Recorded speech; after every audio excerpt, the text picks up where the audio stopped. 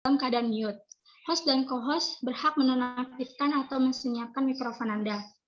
Yang kelima, minimal 5 menit sebelum acara dimulai, mohon semua video diaktifkan. Artinya, wajah real-time Anda nampak di video. Yang keenam, peserta yang telah diizinkan masuk, dimohon untuk tenang dan santun, tidak membuat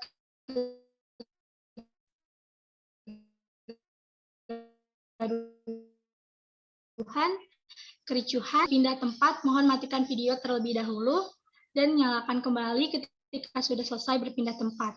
Yang ke-8,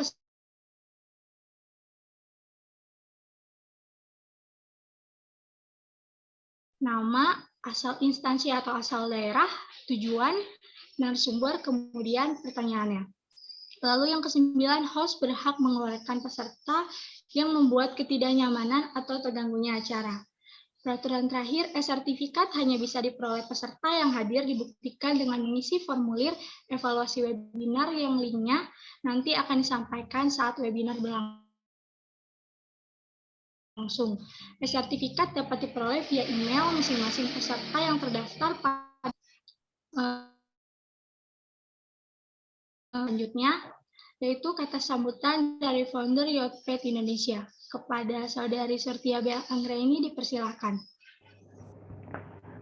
Oke, baik. Suaranya kedengaran. Oke, makasih. Oke, sebelumnya bismillahirrahmanirrahim. Assalamualaikum warahmatullahi wabarakatuh. Salam sejahtera bagi kita semua. Sebelumnya, saya mengucapkan banyak-banyak terima kasih kepada seluruh panitia yang telah membuat webinar campaign pada hari ini, yaitu terkait self-acceptance, a key to be happy at work. Semoga dengan adanya webinar ini kita dapat menambah insight baru terkait bagaimana sih untuk menangani quarter life crisis di pemuda gitu. Jangan sampai masalah itu menjadi suatu masalah yang besar bagi kita, gitu. Ya teman-teman. Kalau kita ingin mencari sebuah solusinya. Jadi adanya webinar ini nantinya akan juga dijelaskan dengan pembicara-pembicara yang sangat hebat. Terima kasih, dan kepada Kak Aditya Widodo, terima kasih mau memberikan sebuah edukasi kepada teman-teman terkait bagaimana sih cara menangani quarter life crisis di pemuda ini gitu. Semoga nanti juga teman-teman mendapatkan insight yang baru dan mendapatkan motivasi untuk lebih semangat lagi kemungkinan dalam merintis usahanya atau nanti dalam sebuah hambatan, tapi justru jadikan sebuah tantangan bagi kita semuanya untuk lebih aware dan lebih peduli lagi terhadap diri kita sendiri. Mungkin itu aja dari aku. Semoga selebihnya itu nanti acaranya semakin lancar, dan semoga teman-teman nantinya bisa bergabung kembali ke webinar Yotped Indonesia ke depannya. Dan dari itu aja dari aku. Wassalamualaikum warahmatullahi wabarakatuh. Terima kasih Yotped Indonesia atas sambutannya. Selanjutnya kita akan masuk ke acara webinar Yotped Campaign dengan judul Self-Acceptance, Key to be Happy. Kita kali ini yaitu Saudari Ria Sugiarti Hasim. Ya, oke. Terima kasih Kalisa. Assalamualaikum warahmatullahi wabarakatuh. Salam sejahtera untuk kita semua. Perkenalkan, nama saya Ria yang akan menjadi moderator untuk kali ini. Untuk mengefisiensi itu, langsung saja kita dari CV yang pertama ya. CV yang pertama, ada yang mau share screen?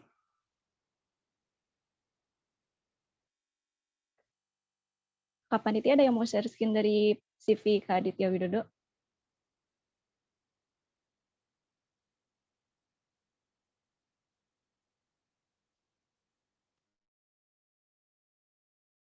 Pertama, yaitu pembicara yang pertama kita ada Kak Aditya Widodo, SI.Com, Sarjana Ilmu Komunikasi.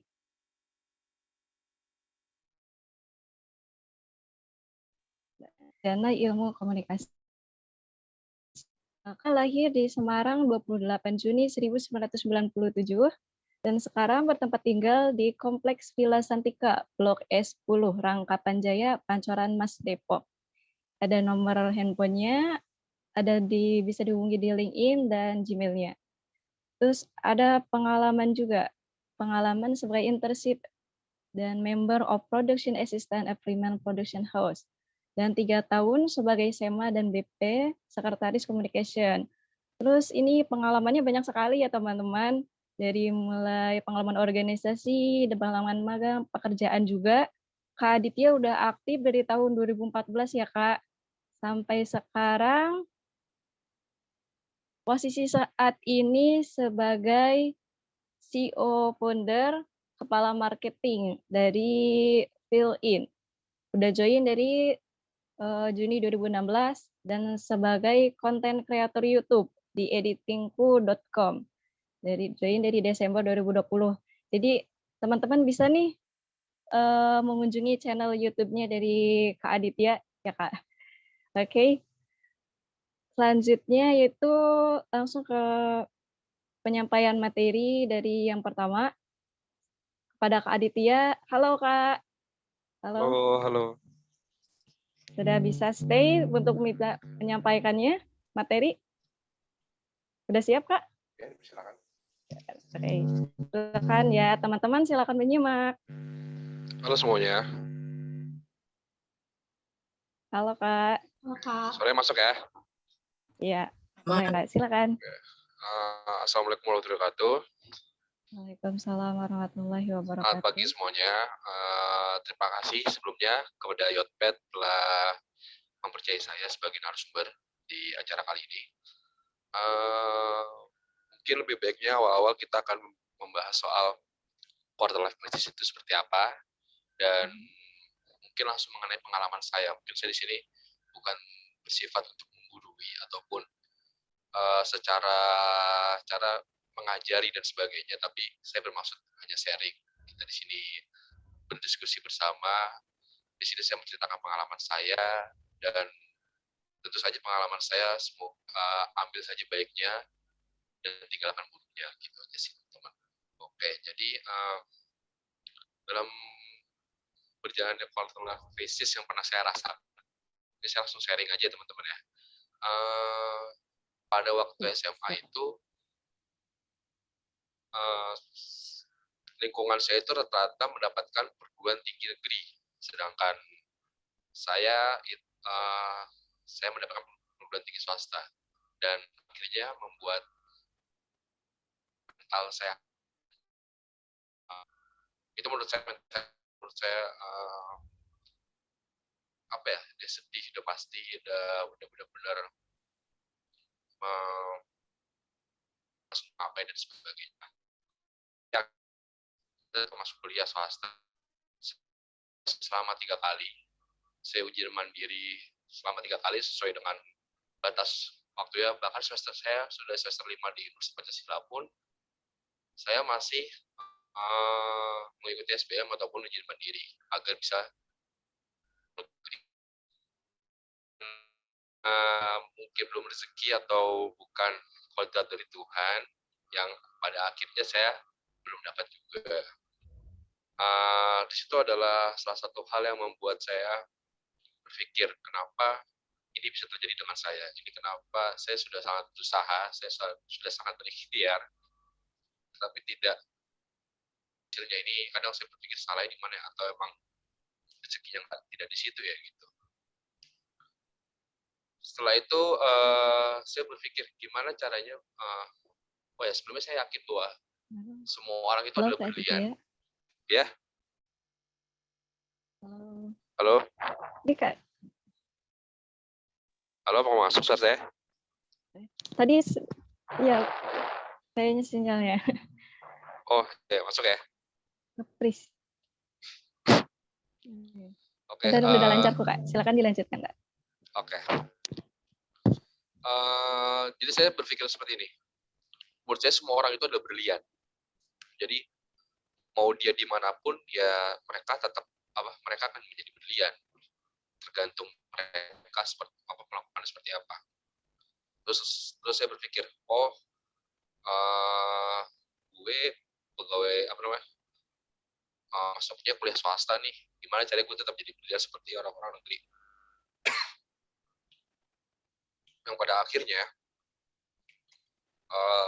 gue merintis, ataupun saya ini merintis usaha dari 2016, yaitu kita apa namanya, usaha warkop dan sebagainya gitu. Pas lagi memulai usaha itu, ya, apa namanya, faktor-faktor apa sih yang bikin yang tadi, karena masalah apa namanya, kok nggak dapat perguruan tinggi negeri terus ya, terus kayak takut setelah lulus dari ini mah kepake pas kerja, takutnya nggak bisa kerja karena swasta gini deh, kebanyakan rating dan sebagainya. Tapi ya kan nggak bisa kayak gitu terus kan. Ya, ini harus itu nih, harus maju.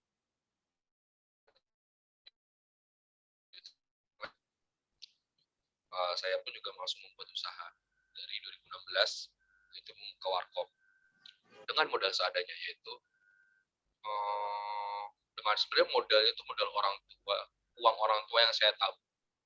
Jadi kalau dibilang uang saya, enggak, uang orang tua yang saya sisihkan atau saya tabung dan saya kumpulkan, akhirnya kebangunlah untuk membuka usaha yang dimana hal itu sangat saya takutkan ketika nanti saya lulus saya tidak mendapat pekerjaan. Makanya saya membuka usaha, ataupun ya terlalu pesimis dengan apa karir saya pas saat kuliah lah di universitas. Nah, maka dari itu adalah menurut saya quarter life crisis yang paling parah sih. Jadi kayak, UP lagi, orang kan ada UI dan sebagainya, gimana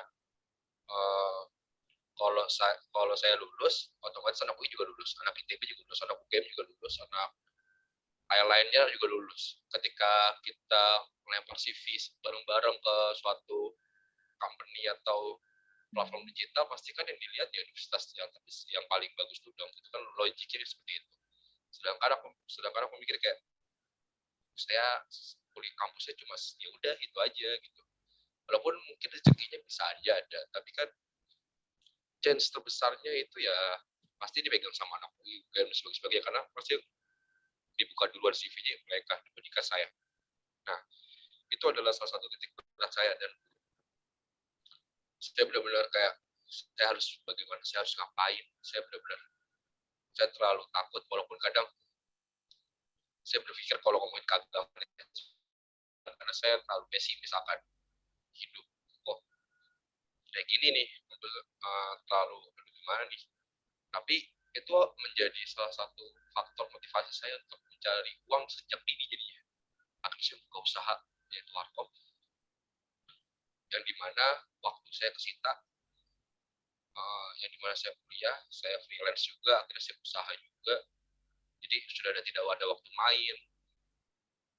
Bisa dibilang masa keramaian, ya mungkin masa muda saya apa namanya lagi main atau apapun itu udah hilang. Jadi pas lagi kuliah pun jarang banget untuk bisa main, bisa ngobrol sama temen, orang sama temen itu jarang banget, karena soalnya memang saya tidak bisa itu sih teman. Ya poinnya itu sebenarnya yang saya bicarakan. Jadi kayak pas mendapatkan suatu hal yang berat ataupun quarter crisis kan sebenarnya lebih ke apa ya, pesimis akan masa depan itu menurut saya.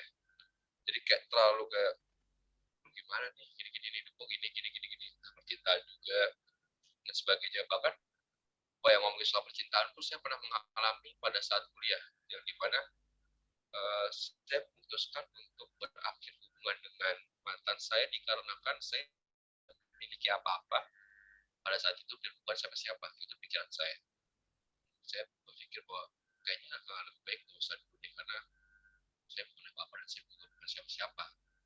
Ketika dianalogikan seperti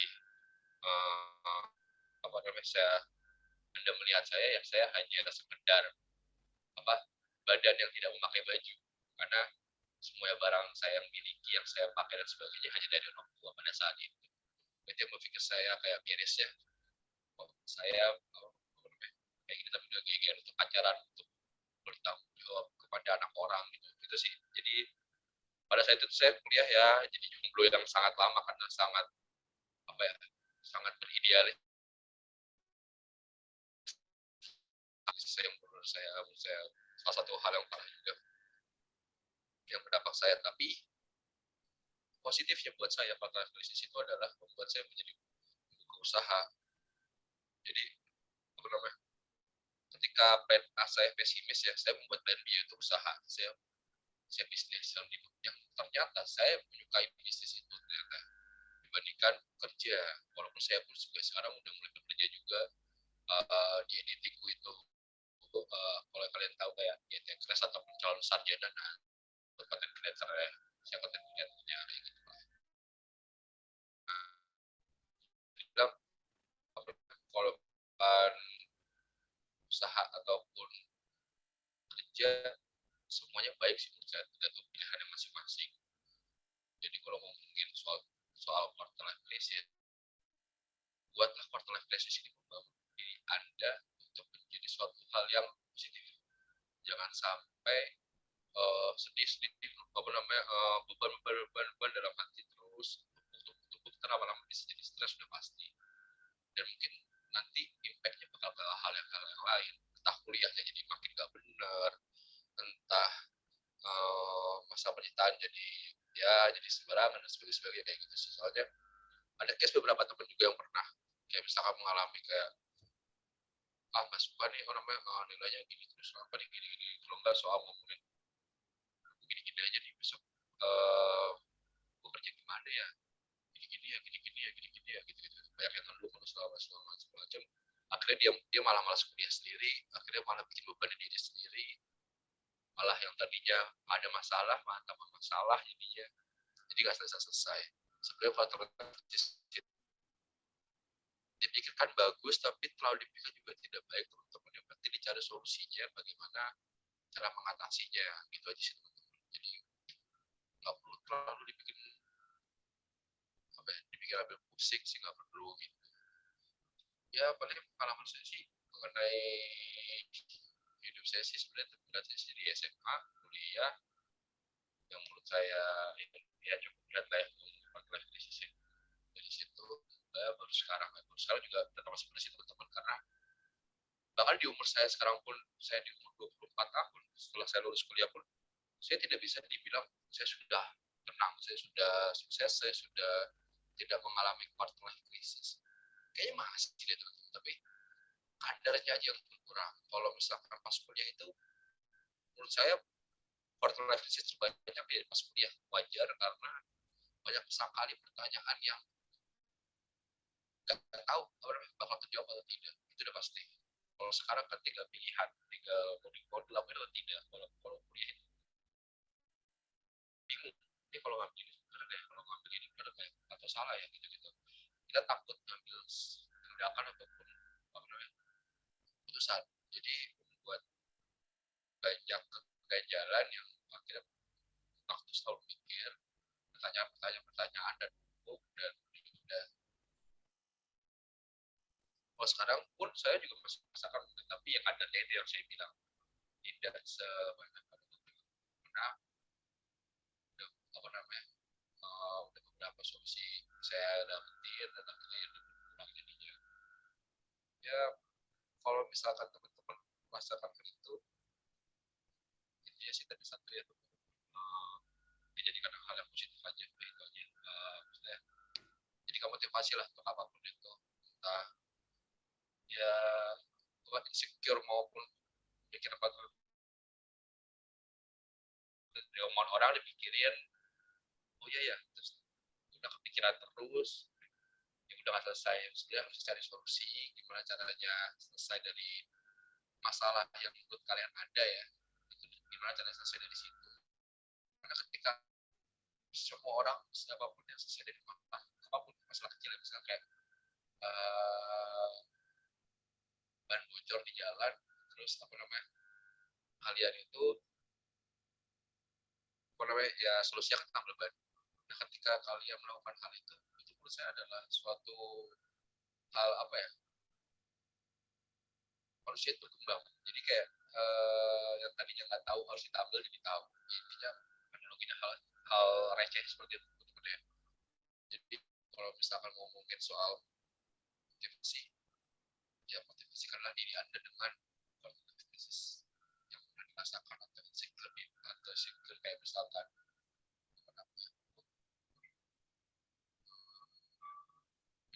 misalnya kok gini ya, kok hitam ya, kok ini ya nggak bakal selesai kalau misalkan kalau doang, tapi harus cari solusinya. Gimana sih caranya cari solusinya?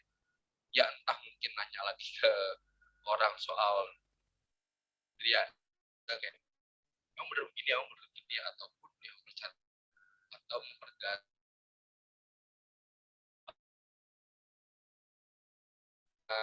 adalah apa namanya jangan orang itu poin penting juga sebenarnya, karena terlalu mikir kata orang dan terlalu insecure dan akhirnya bikin beban diri kalian sendiri, jadi udah selesainya. Ya paling lebih ke kayak gitu aja sih, nggak perlu banyak juga saya memberikan apa namanya pendapat ataupun jawab, soalnya apa namanya saya lebih suka mungkin setelah ini ditanya jawab ada ataupun memberikan arah apa namanya pengetahuan juga tentang pengalaman kalian, karena kan pasti banyak lah di luar sana yang pengalaman lebih berat dibandingkan saya. Udah gitu aja sih teman-teman. Oke, terima kasih Kak Aditya sudah sharing pengalamannya. Jadi Kak Aditya ini pernah mengalami quarter life crisis pas sebelum masuk PTN ya Kak, karena nggak masuk PTN kayak gitu. Terus jadinya, tapi di Kak Aditya bisa survive nih, dia ternyata langsung mencari solusinya, meskipun sebenarnya ya ikut namanya SBM dulu, ujian mandiri dulu, kemana-mana, tapi dan akhirnya tetap nggak apa-apa sih Kak sebenarnya. Terus dan dampak positifnya akhirnya Kak Aditya ini bisa usaha warkop teman-teman.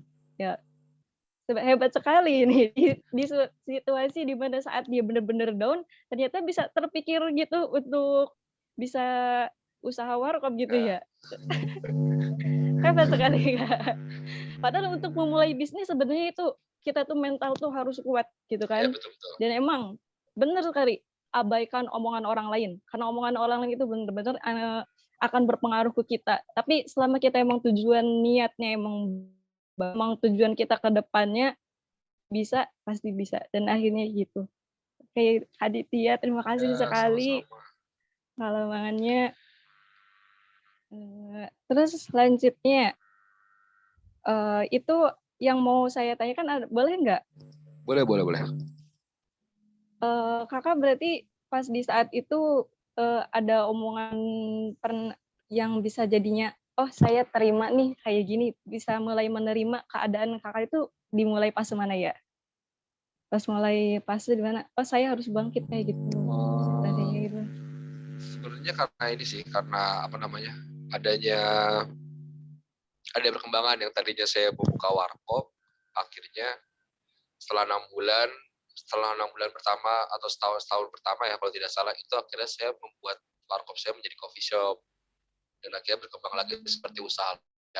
Saya memiliki usaha ibu, ada usaha clothingan juga, jadi ada beberapa usaha di jalan. Dari situ saya berpikir bahwa dan saya di situ juga mulai suka baca buku sih pada waktu itu, kayak baca buku Bill Gates dan sebagainya, dan berpikir bahwa ternyata ya berlian itu mau dimanapun ya tetap berlian. Maksudnya sebenarnya bukan masalah instansinya ataupun masalah apa PDH yang mereka pakai, tapi oknum ataupun manusianya itu bakal seperti apa. Maksudnya yang bisa menentukan masa depan ataupun sekarang itu adalah kalian, bukan instansi maupun PDH-nya, kayak gitu sih. Berarti sampai sekarang Kak Aditya punya bisnis berapa ya?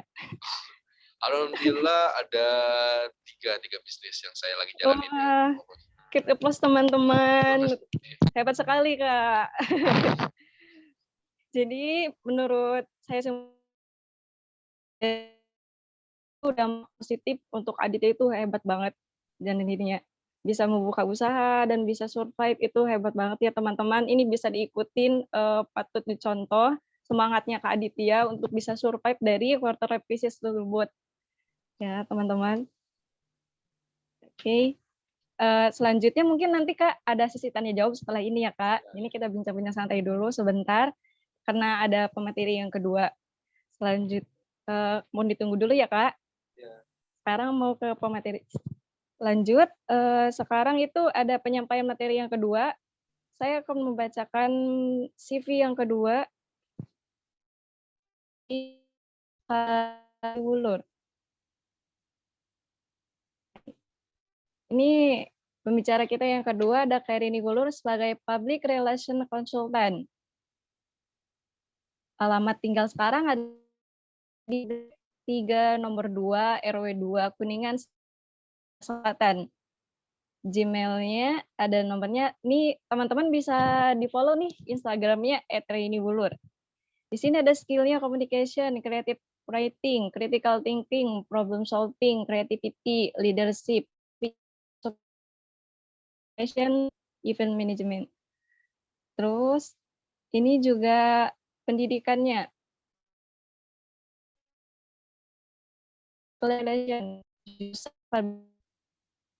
Public relation dan lulus dengan IPK 3,86. Wow, cum laude ya. Terus Khairi ini juga pernah sekolah di Manado International School sebagai social study jurusannya dan Media Buffett PR Agency sebagai PR consultant. Dan saat ini Khairi ini sebagai CEO founder dan CEO di libatson.id.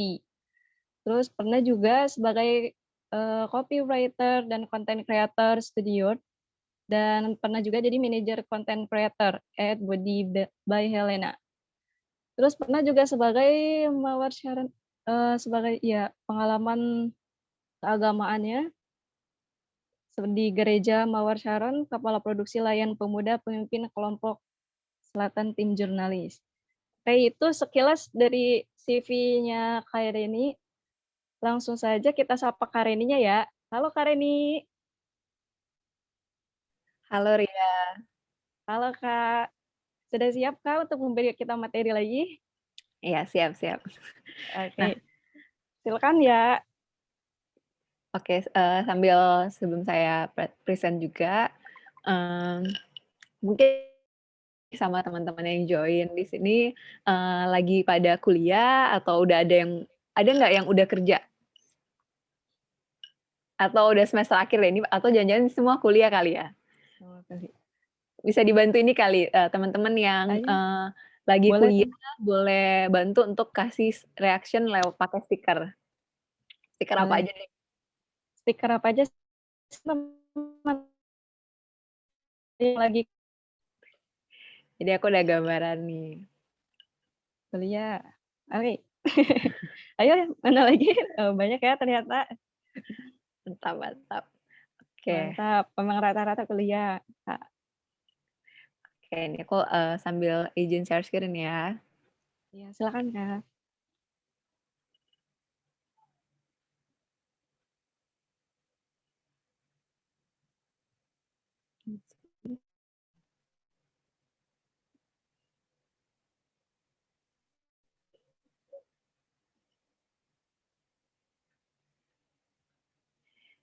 Oke, teman-teman udah bisa, kayaknya agak bergemar ya suaranya. Oh, iya jelas sih Kak. Oke, sebentar. Halo, kedengaran jelas ya?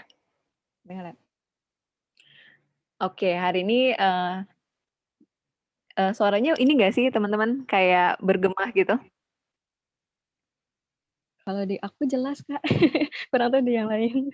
Kok Jelas Kak, jelas. jelas. Soalnya tadi pas aku ngomong kayak aku dengar suara aku sendiri gitu. Oh, kepantul gitu ya Kak? Iya, kayak kepantul. Kayak aku nanya, apa jangan-jangan kalian juga dengar yang sama? Oke, kalau itu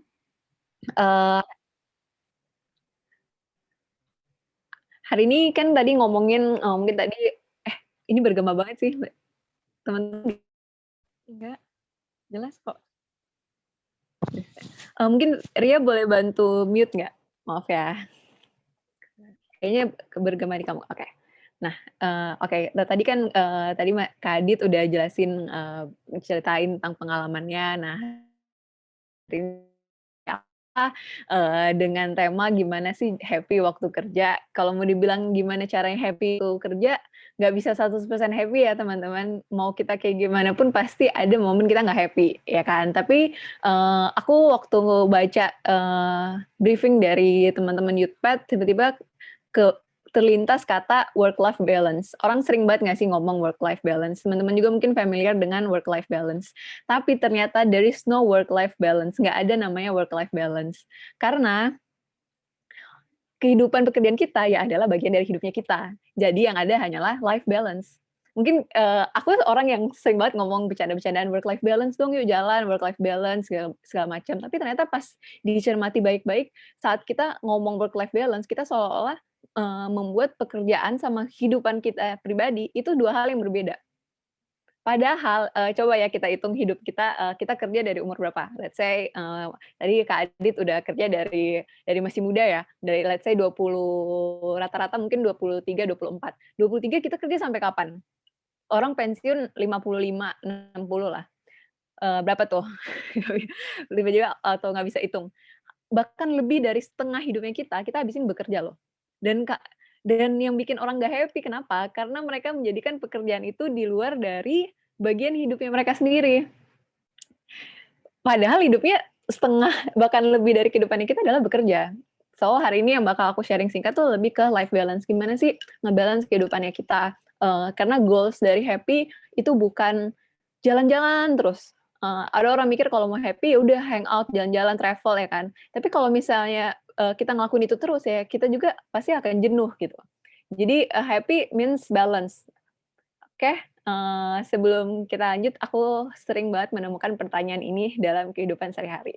Pernah nggak sih kalian bingung kerjaan kalian tuh mau dibawa kemana? Atau malah bingung, gue mau kerja apa ya kalau udah lulus? Ini lulusan banyak banget nih di dunia ini, bisa masuk di kantor yang mana ya? Kok sepertinya kayak nggak ada yang spesial, jurusan apa? Aku juga anak Ilkom sama kayak Kak Adi tadi, aku anak Ilkom, bukan anak UI, bukan anak Unpad, bukan anak UGM, anak swasta juga. Dan kalau mikir, suka wondering gitu loh, ini jurusannya banyak banget mahasiswanya, di kampus aku aja banyak, apalagi di kampus lain, apalagi di Indonesia. Kebutuhannya tuh sebanyak apa sih yang cari fresh graduate? Suka bingung nggak sih kita kayak, nggak ada spesialnya nih, kayak nothing special kalau misalnya dokter atau apa mungkin, atau nggak penyanyi atau apa tuh ada speciality-nya sendiri gitu. Tapi kok, jurusan gue biasa aja gitu, nggak ada spesial. Atau malah pernah nggak sih kita compare kita sekarang dengan apa yang orang lain udah punya?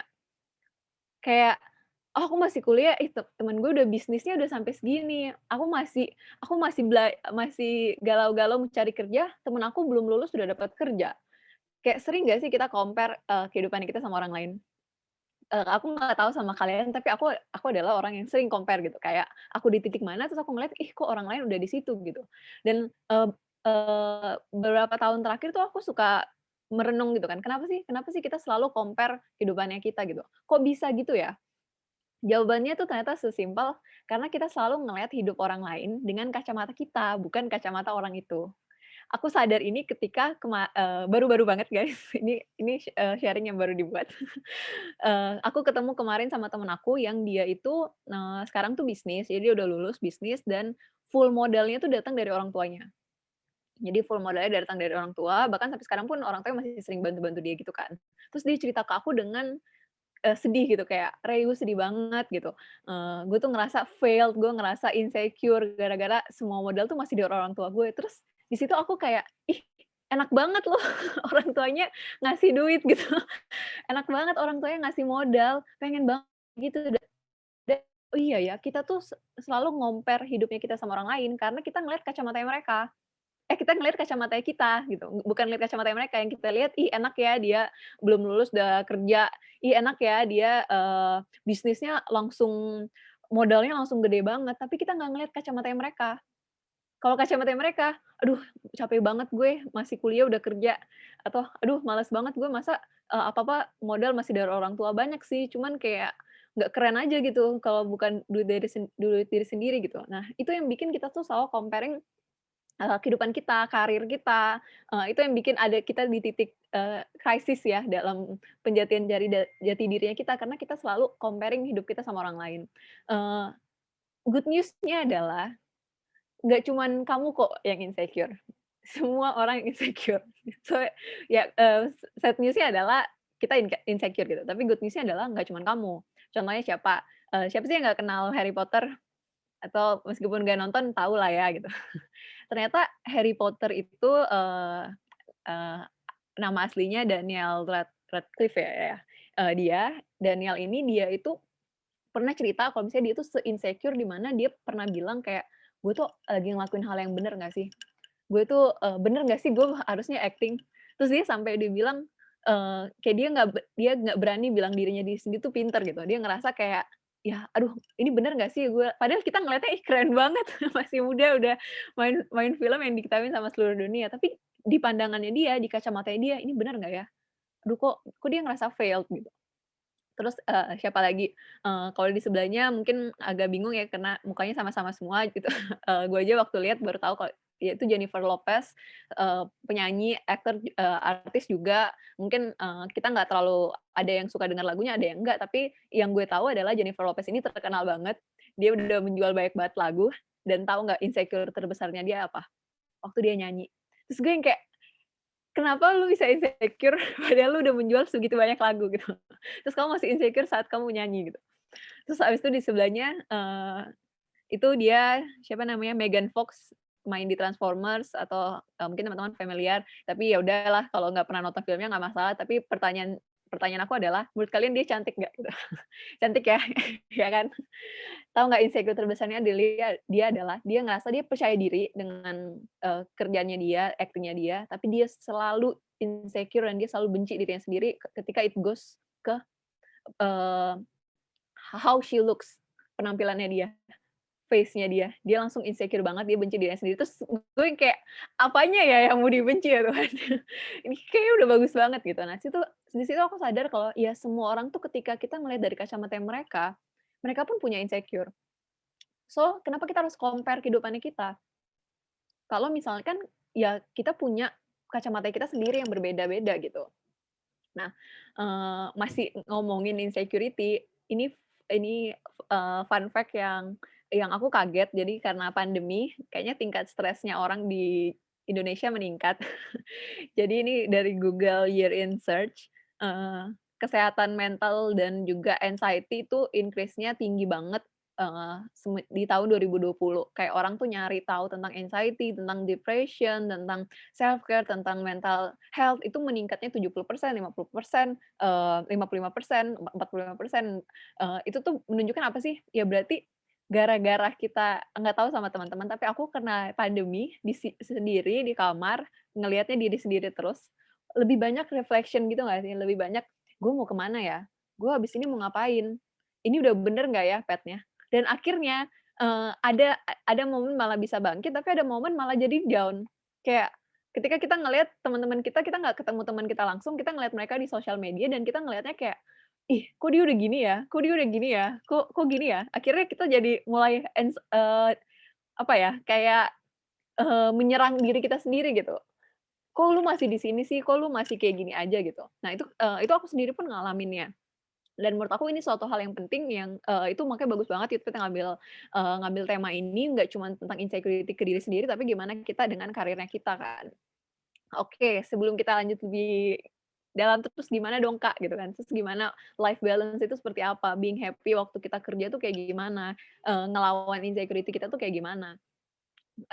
Kenalan dulu ya, tadi tadi udah dikenalin, tapi aku udah ada slide-nya, jadi nggak apa-apa lah ya, short brief aja. Eee, aku Reini, ini keren banget ya tadi CV-nya dibacain, padahal aku, apa ya, kayak jarang banget nggak pernah dibacain CV-nya sama orang, terus dibacain di depan banyak orang. Kelihatannya keren, PR consultant, CEO di brand baju, ini baru mau dibuat, jadi kalau teman-teman buka Instagram-nya masih kosong, tapi lagi produksi. Terus masih muda, terus, banyak lah good-good-nya.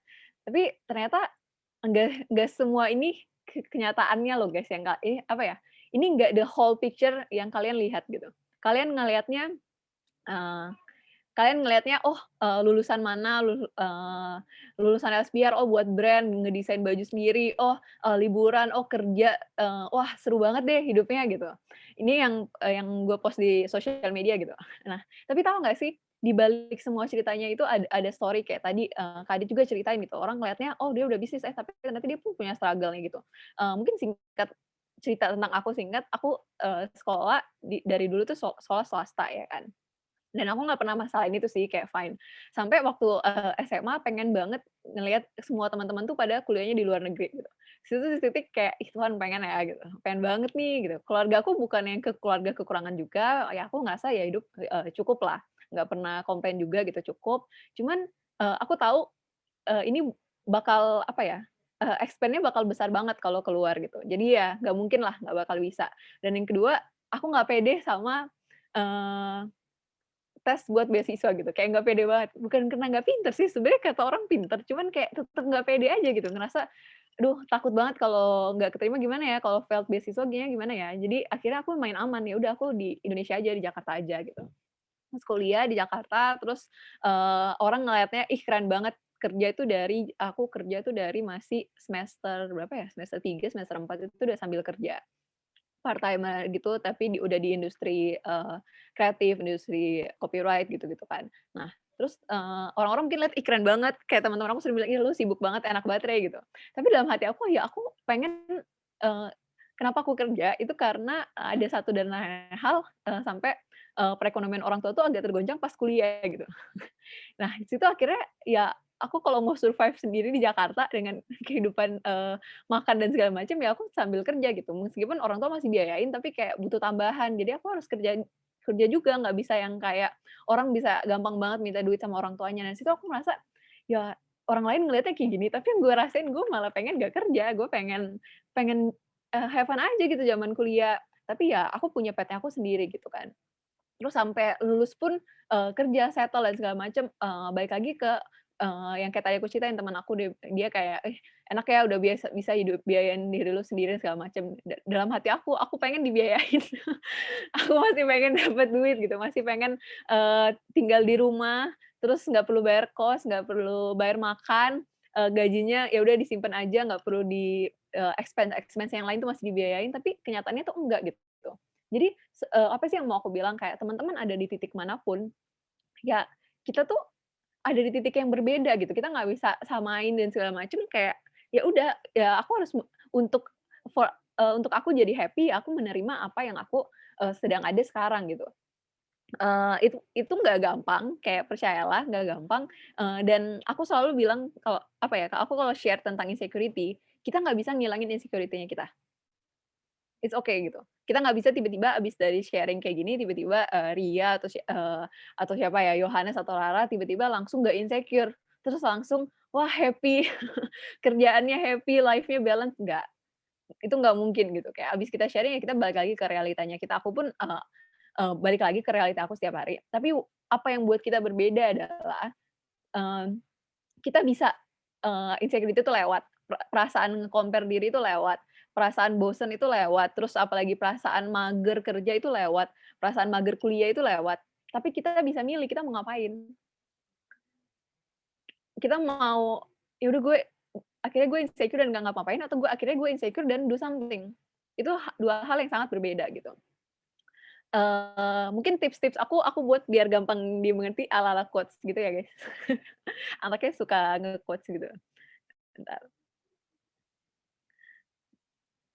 If you cannot do what you love, then love what you do. Ya ini udah sering lah ya didengar, tapi aplikasinya kayak gini.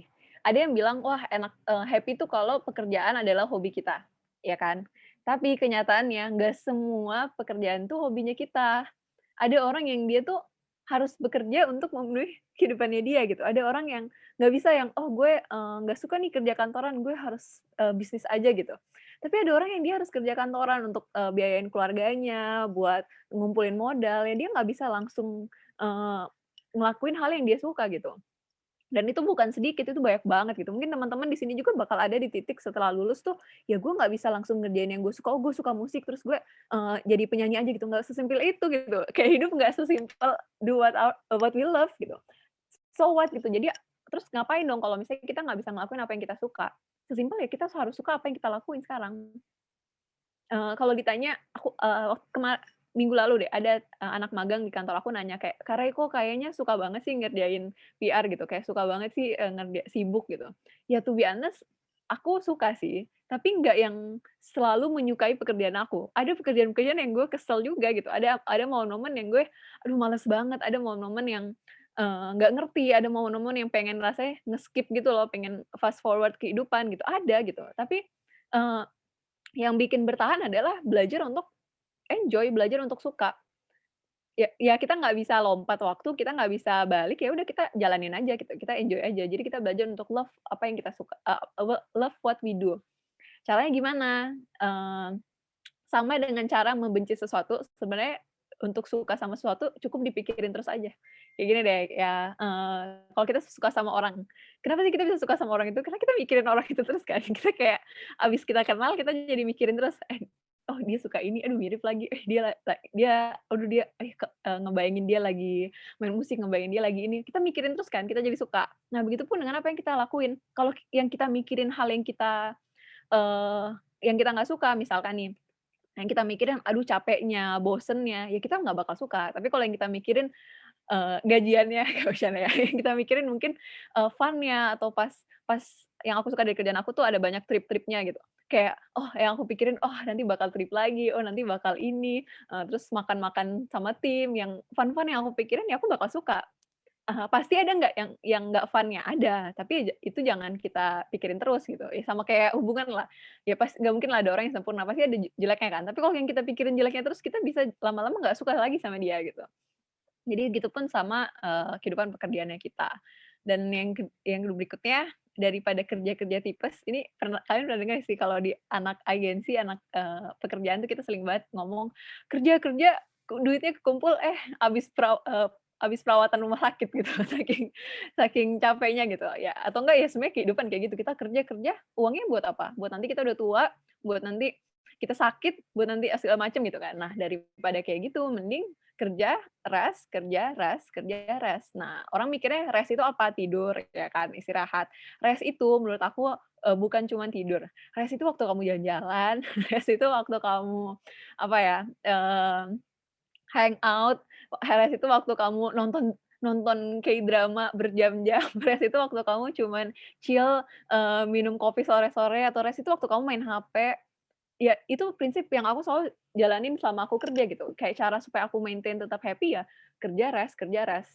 Nggak cuman kayak, oh kerja weekdays, rest weekend, enggak. Bahkan lagi di weekdays pun, kayak misalkan lagi kerja, ya kalau emang udah penat, nggak apa-apa, rest dulu aja. Main HP bentar, baru balik lagi. Jangan lupa buat kerja lagi, jangan rest terus, jangan kerja terus. Itu nggak bakal balas. Dan percayalah, mmm, apa ya, kan tadi ngomongin soal life balance, kita mikirnya, oh nanti ini di slide berikutnya saya, nanti aja ya. Terlalu semangat. Oke, next yang selanjutnya ya, sukses orang tuh beda-beda, tergantung kamu tuh mau di titik yang mana. Kalau ditanyain deh, menurut kan siapa ya yang bilang ke aku ya, dia ngerasa nggak sukses gitu. Terus aku bilang lah, "Emang menurut lu sukses tuh kayak gimana? Sukses tuh sampai kapan?" Gitu. Sampai kamu punya sekian, sampai kamu gajinya 3 digit, sampai kamu, bisa punya rumah sendiri, punya ini segala macam, itu menurut kamu sukses. Kalau kayak gitu, orang lain yang udah di titik itu mereka masih ngerasa belum sukses loh. Sukses orang tuh beda-beda gitu. Kayak kita nggak bisa patokin, "Oh ini gue udah sukses, oh ini gue belum sukses." Enggak, sukses itu tergantung kita tuh mau ada di titik mana. Iya kan, terus mungkin kayak, "Oh, aku maunya ada di titik sini," gitu, "aku maunya kayak gini, aku maunya kayak gini." Terus gimana cara kita ngukur sukses? Ngukur sukses itu bukan ketika kita, udah sampai di atas gitu. Kayak sukses itu adalah ketika kita setiap hari tuh maju, nggak mundur, nggak stay. Itu sukses.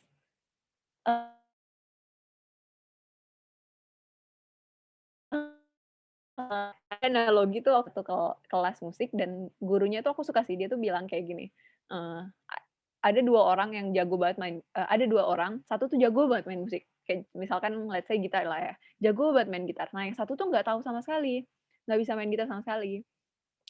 Kalau lagi ujian, dia tuh ngenilainya bukan kamu bisa atau enggak, tapi yang dia nilai kayak gini, kalau misalkan si yang jago banget ini waktu ujian, dia dia mainnya sama kayak dia main kemarin, sama kayak dia main di ujian sebelumnya, nilainya nilainya jelek.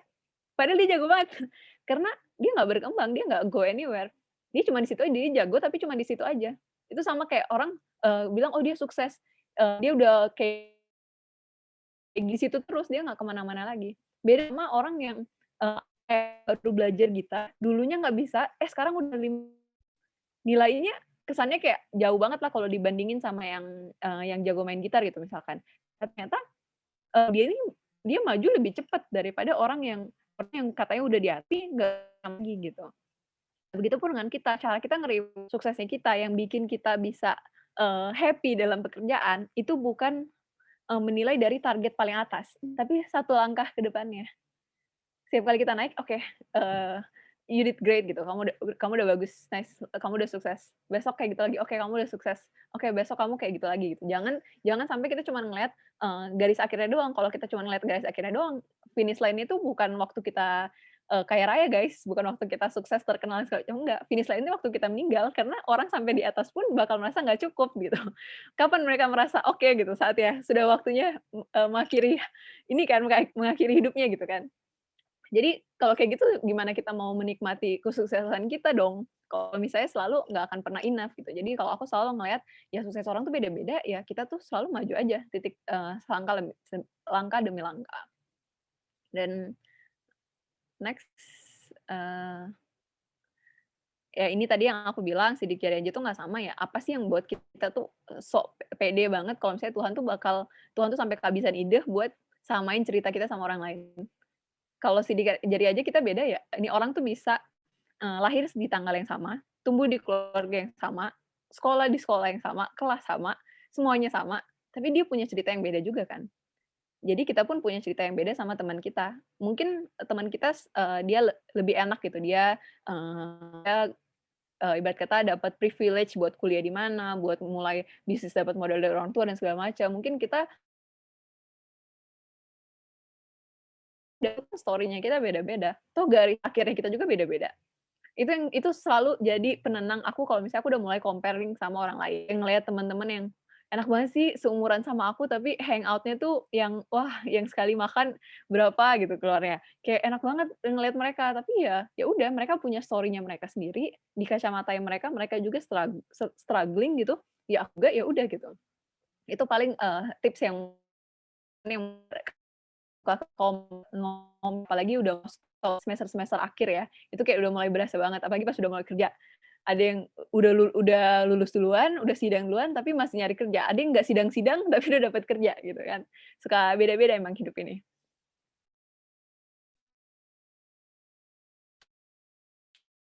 Ngomongin soal tips, kan tadi kayak, eee ngalir aja, tapi yang ini mungkin tips yang lebih lebih bisa membantu. Pertama, know what you want. Apa sih yang bikin kamu paling kalau misalnya bilang gimana sih cara happy, biar happy adalah you want. Apa sih yang bikin kamu excited banget? Tapi nggak cuma berhenti sampai situ.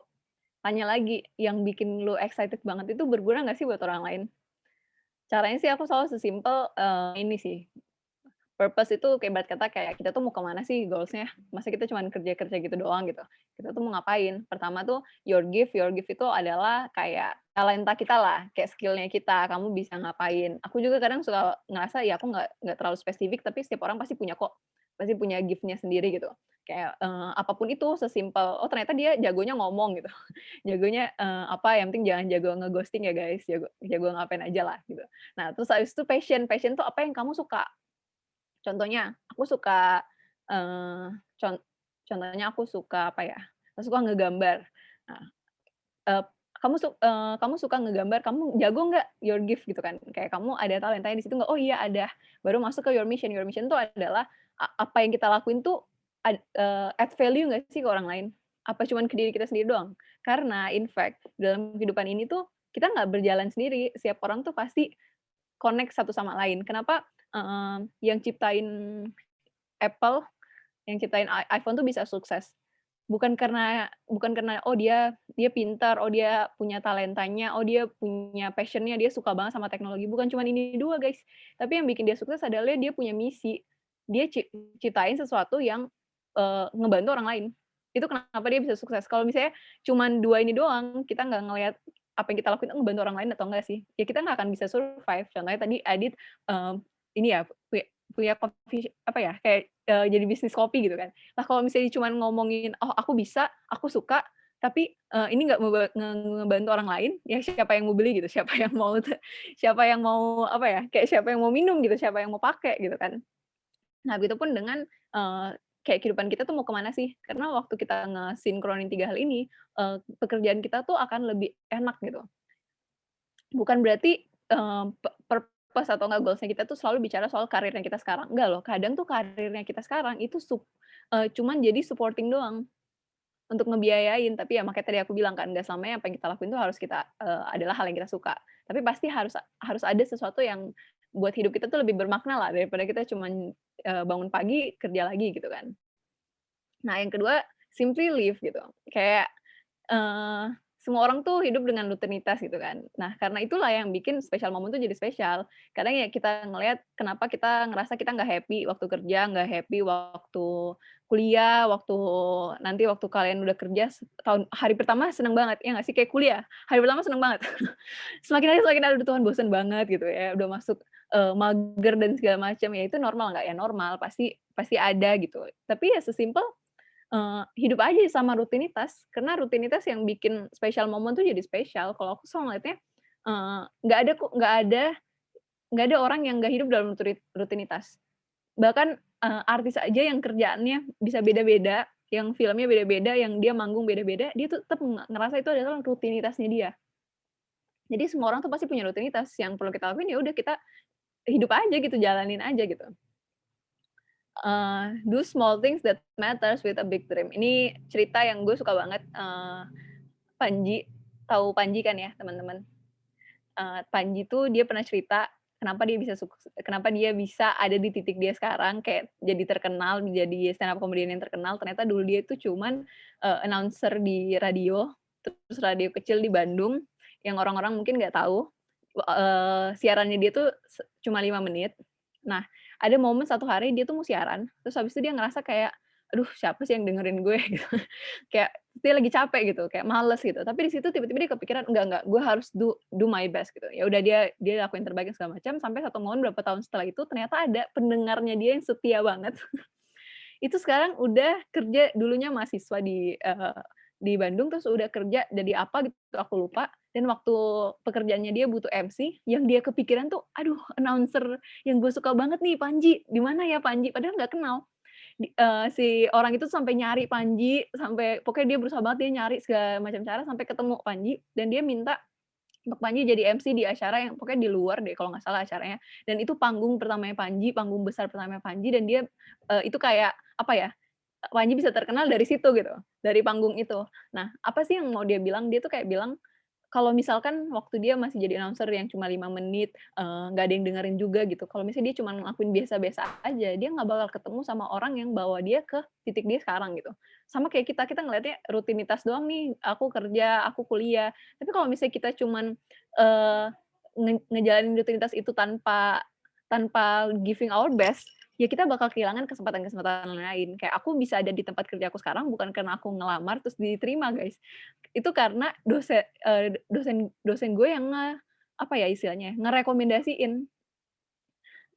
Dosen aku yang ngerekomendasiin ke temennya yang, CEO di kantor aku. Di situ aku kayak, ya aku padahal nggak deket sama dosen aku itu, tapi ya, tugasnya projeknya cuma satu semester, tapi kayak I try to give my best. Ya begitupun dengan teman-teman, mungkin kesannya yang kita lakuin kayak, "Aduh ini cuma nilai doang, aduh kan, nilai nggak terlalu berpengaruh," atau enggak, "Aduh, ini kan organisasi, di luar kampus kayak YUTPED misalkan," tapi give your best. Kalau kamu dipercayain apa, ya give your best, karena lo nggak pernah tahu ketemu sama orang yang bisa jadi jembatan buat ke kehidupannya kita yang lain gitu. Seperti itu sih, do our small things, dan terakhir, hidup itu bukan saling bertarung, tapi seharusnya saling kerjasama.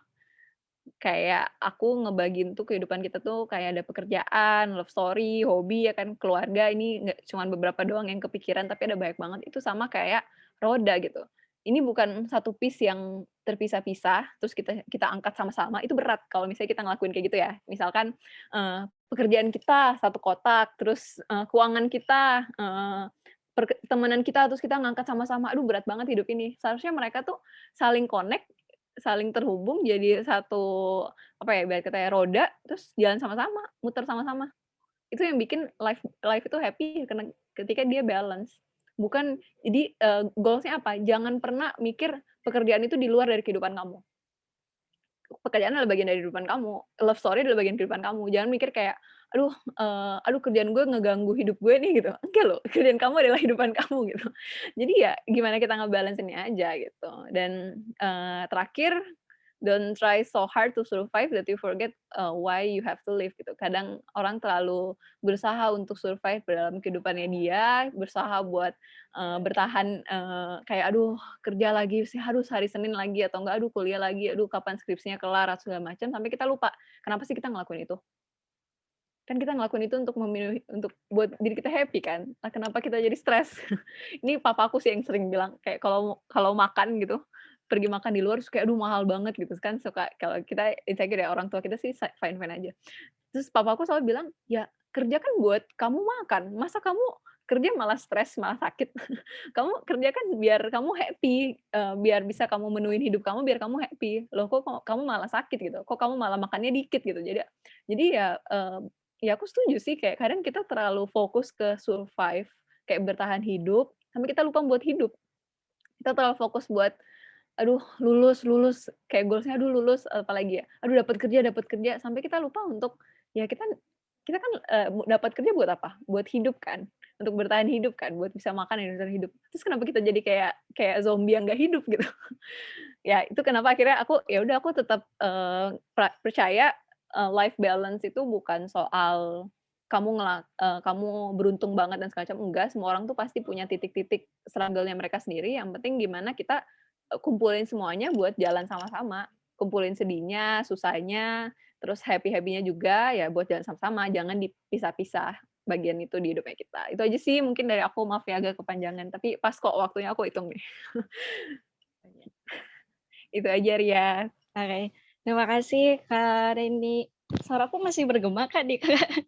Enggak, aman. Oke. Terima kasih banyak ya Kak Reni materinya. Waduh, hebat nih tips-tipsnya. Jadi bisa diterapkan untuk yang dari yang masih bekerja. Emang kata Kak Reni itu cintai yang dilakukan. Jadi emang pasti di setiap kerjaan itu nggak mungkin kita ngerasa suka terus ke pekerjaan itu ya Kak. Pasti ada aja yang ngerasa kita pasti sebel sama kerjaan ini, sebel sama kerjaan ini. Tapi emang itu sih Ria juga bukan sebagai mahasiswa terus sambil kerja juga dan emang ngerasain Kak. Pasti di momen-momen ada yang emang kita suka, ada yang momen nggak suka, pasti ada aja itu. Tapi ya gimana kita balik lagi ke diri sendiri, bagaimana menerimanya dan akhirnya bagaimana kita menerima keadaan tersebut, ya udah cintai itu pekerjaan itu, kayak gitu. Oke, selanjutnya adalah sesi tanya jawab. Dipersilakan kepada teman-teman, barangkali ada yang mau bertanya, bisa melalui kolom chat ya. Nanti saya akan bacakan satu-satu.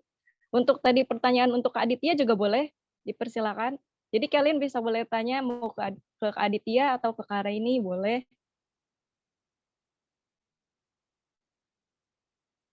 Ada yang ingin bertanya?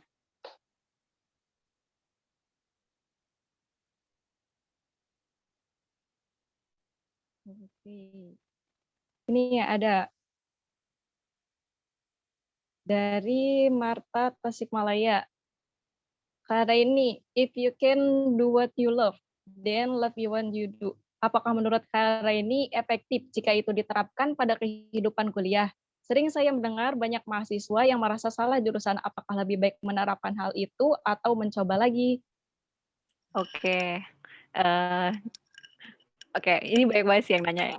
Kalau dari aku, pertama itu, kalau bertanya aku ambil PR kan, tapi PR itu bukan jurusan first choice aku sebenarnya. Jadi kalau bertanya sampai sekarang tuh masih pengen banget ambil fashion design, dari dulu tuh pengen banget. Kadang ngerasa suka salah jurusan, kadang suka iya. Tapi kalau menurut aku, ketika kamu, ngerasa salah jurusan, jalanin aja, try to love it. Kenapa? Karena kamu nggak pernah tahu, kayak aku selalu ngerasa ketika udah kerja ya, pas udah kerja, jadinya itu ternyata kuliahnya kita tuh nggak segitu, apa ya, kayak, eee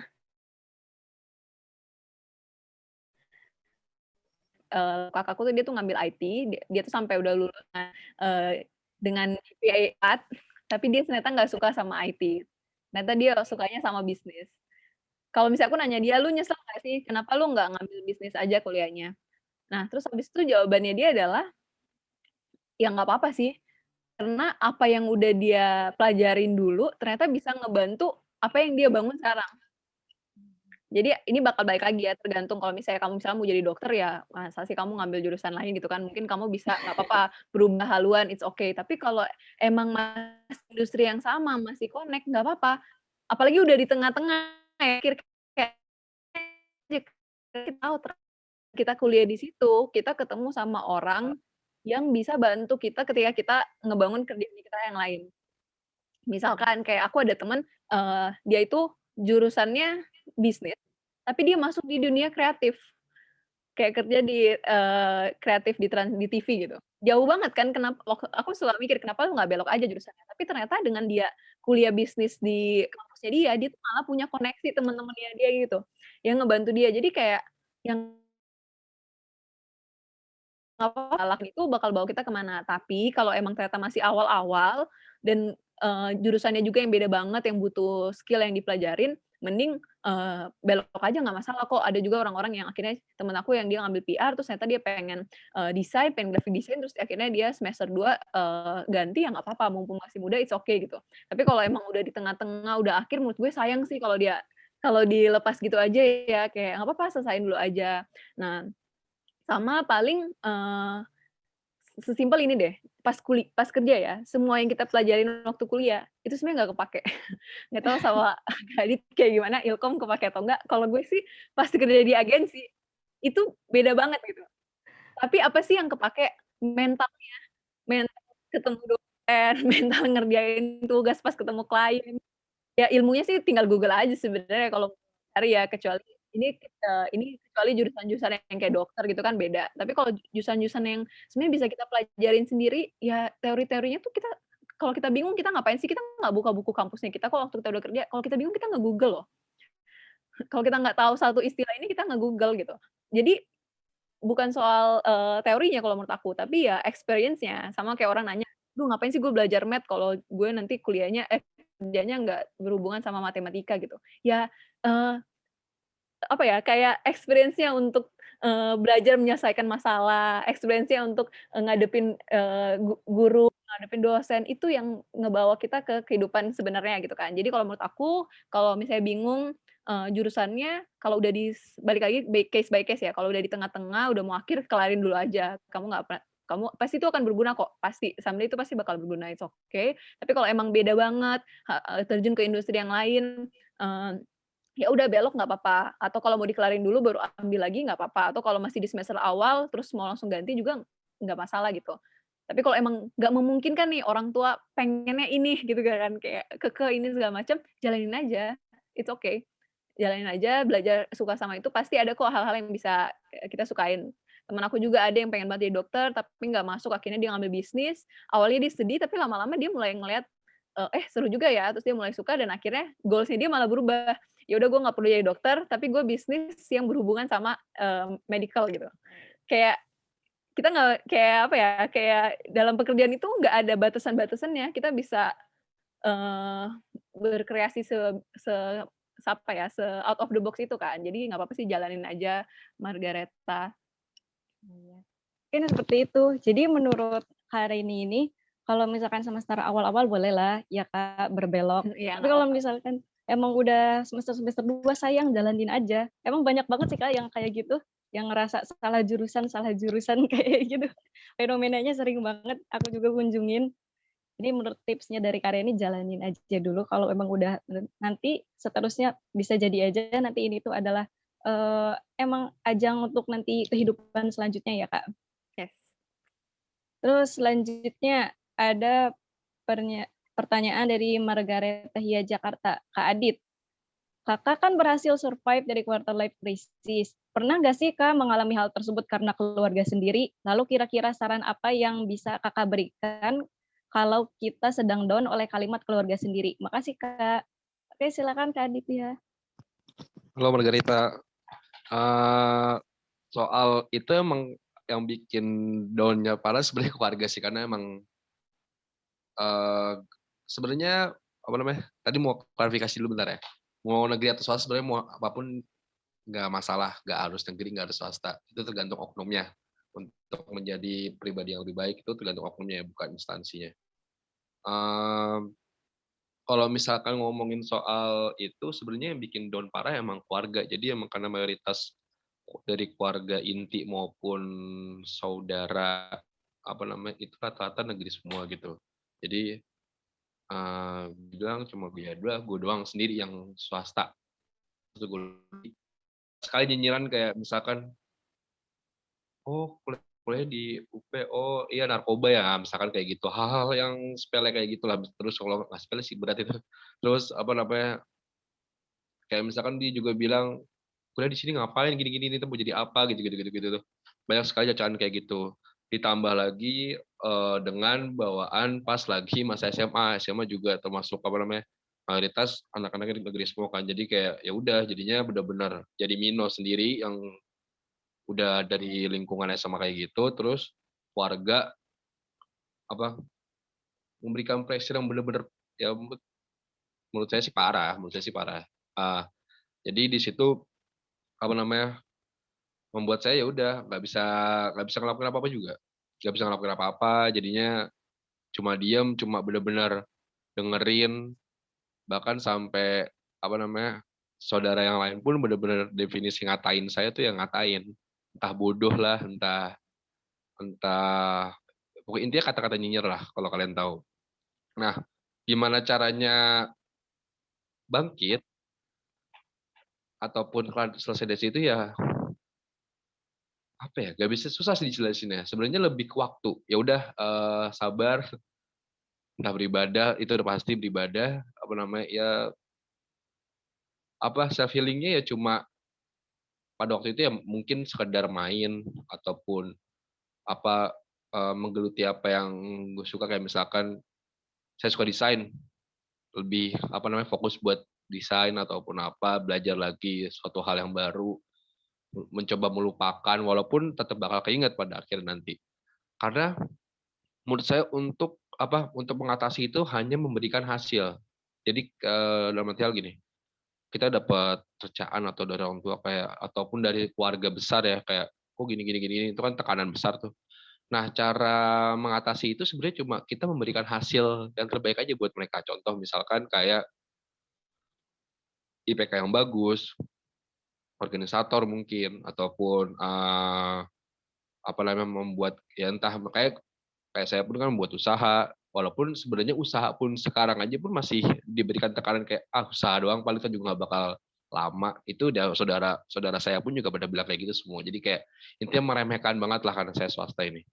Benar-benar seakan-akan tidak mempunyai akal, padahal padahal itu bukan karena instansinya kan sebenarnya, tapi karena oknumnya seharusnya dilihat, bukan instansinya yang mereka berada di mana.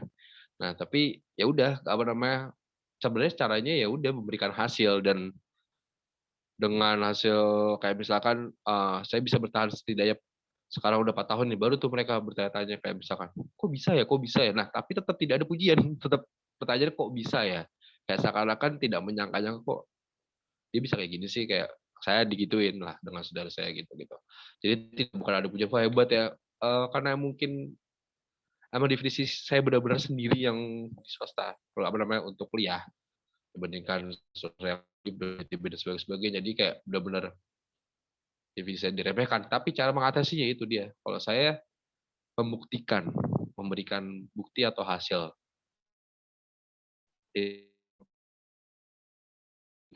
Maksudnya semester 5 tuh udah stop, udah uang jajan deh. Kalau enggak, saya tuh stop uang jajan pas lagi waktu pertama kali magang di semester 5. Udah mulai udah membuktikan dan ya cuma dengan cara membuktikan doang menurut saya, biar bisa meredakan ya, bukan bisa bilang nggak diremehkan lagi. Kalau untuk saya saat ini, menurut saya sih meredakan. Mungkin nanti kalau misalnya saya benar-benar udah rumah tangga terus dan sebagainya mungkin baru dilihat, mungkin begitu. Jadi emang sistem untuk masalah itu berikanlah hasil, karena ya mungkin jeleknya manusia ya, pada umumnya kan tidak melihat proses, tapi melihatnya hasil kan. Jadi ketika kamu memberikan penglihatan atau visual ke mereka kalau proses kamu tuh benar-benar kerja keras, tapi ya udah, mungkin kalau orang terdekat bakal, "Wah, ini udah gitu banget kok." Tapi kalau orang yang kayak saudara keluarga yang lain gitu, mungkin juga kan dia bakal melihat itu kan, makanya pasti mereka bakal melihat hasil gitu sih. Sebenarnya jawabannya itu aja sih. Dan terima kasih Margarita. Oke, Makasih Kak Adit. terima kasih Kak Adit. Itu jadi jawaban menurut Kak Aditya itu memberikan hasil, memberikan ya yang terbaik itu bahwa kita itu pasti bisa di sini. Kayak gitu ya Kak. Oke, selanjutnya ada pertanyaan lagi dari Emiliana Digi Jakarta. Hari ini, Kak, bagaimana caranya untuk tetap tekun dalam hal yang kita sukai? Kita kan punya rasa bosan. Nah, bagaimana caranya agar rasa bosan, jenuh itu bisa nggak berlanjut? Silakan, Kak. Oke. Iya, benar sih, pasti kita punya rasa bosan. Eh, Caranya itu bakal beda-beda tergantung orang-orangnya. Jadi kayak setiap orang kan punya personality yang beda, punya cara deal sama masalah yang beda, punya cara refreshing juga yang berbeda, tapi sumbernya satu, yaitu kalau bosan, inget kalau misalnya kamu tuh pernah suka banget loh ngerjain ini. Dengan kayak gitu kita bakal tahu, oh kita tuh cuman lagi break aja gitu, kayak kita cuman butuh break aja, bukan butuh untuk berganti atau enggak, berpindah gitu. Kayak misalkan aku kalau bosen pernah nggak? Pasti pernah, tapi kalau aku tuh tipe orang yang kalau misalnya aku bosen ya aku kerjain yang lain dulu. Ya kayak contohnya lagi kerja tuh sudah, aduh males banget nih gitu. Akhirnya aku pasti nyari, ketemu sama teman, itu cara aku hangout atau enggak, nonton sih yang paling sangat, refreshing. Habis nonton, lama-lama juga bosen ya sama nonton.